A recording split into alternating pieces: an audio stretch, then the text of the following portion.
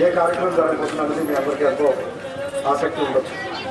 రచ్చబండ కార్యక్రమంలో ప్రధానంగా వ్యక్తిగతంగా ఏ ఒక్క కుటుంబానికి సంబంధించినటువంటి సమస్యలు ఉన్నాయో వాటిని పరిష్కరించడానికి కోసం అని చెప్పేసి ఈ యొక్క కార్యక్రమం ఏర్పాటు చేయడం జరిగింది.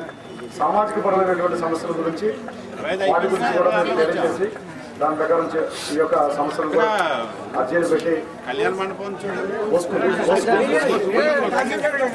దీంట్లో ప్రధానంగా రచ్చబండలో రేషన్ కార్డుకు సంబంధించినటువంటి కూపన్లు ఎవరికైతే సర్వే పూర్తయి ఉండి వాటికి సంబంధించినటువంటి మరి పూర్తి స్థాయిలో విచారణ జరిగిందో వారందరికీ కూడా టెంపరీ రేషన్ కార్డ్స్ ఇవ్వడం.